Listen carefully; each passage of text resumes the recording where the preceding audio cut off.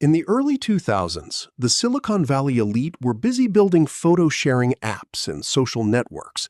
They were playing a safe game of software margins. But while the world was looking at pixels, one man was looking at the periodic table. This is not a story about a visionary. It is a story about a man who realized that the most profitable way to predict the future is to engineer the hardware that makes it unavoidable.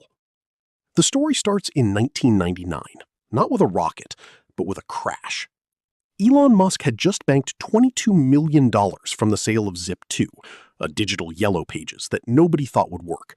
He celebrated by buying a McLaren F1, driving it without insurance, and totaling it on a median. As he stood by the wreckage, he wasn't thinking about the car. He was thinking about the payout. He had just learned his first lesson in asymmetric risk. If you're going to crash, make sure you've already secured the capital to build something bigger. $0 for rent.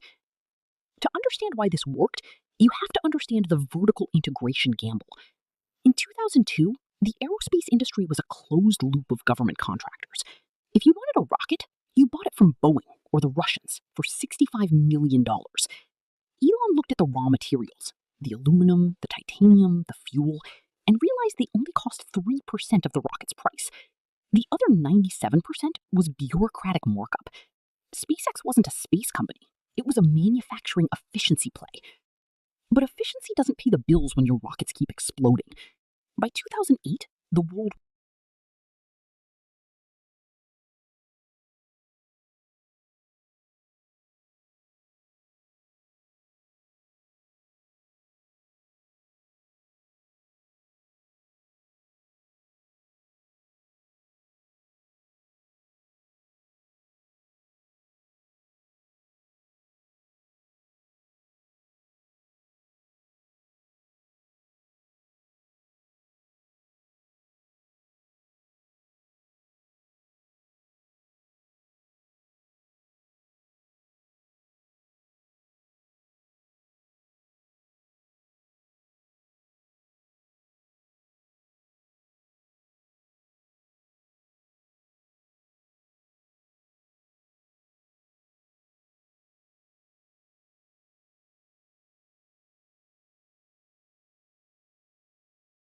By 2008, the world was ending.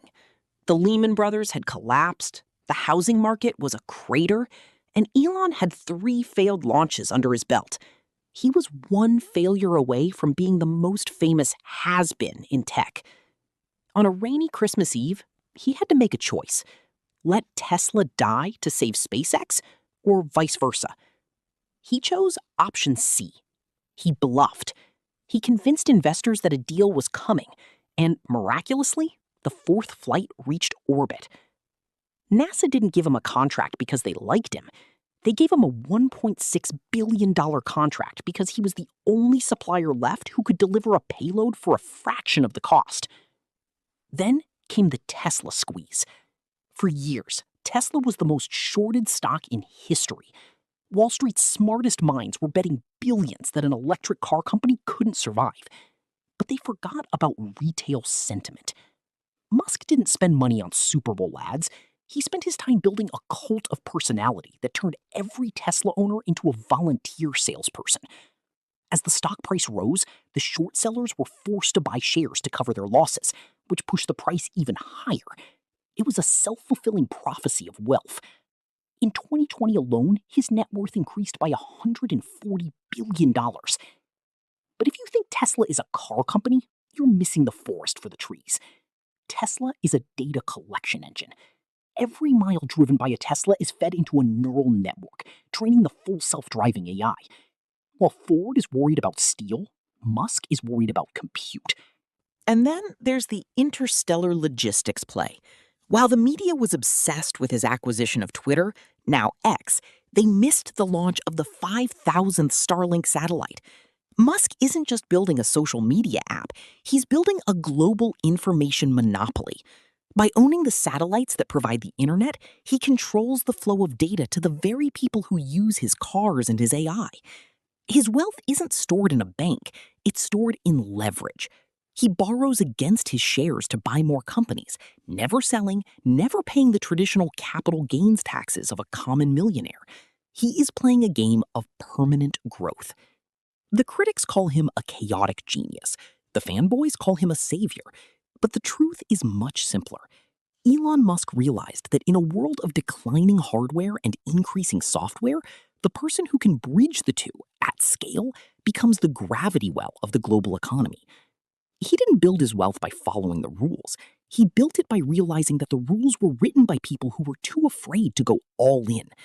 And as he looks toward Mars, he isn't looking for a new home. He's looking for the next untapped market where the bureaucratic markup is high enough for him to disrupt. This is the Musk blueprint. Find a stagnant industry, verticalize the production, engineer the narrative, and never, under any circumstances, leave yourself a plan B. Because in the game of global capital, plan B is just another word for exit strategy. And Elon Musk is just getting started.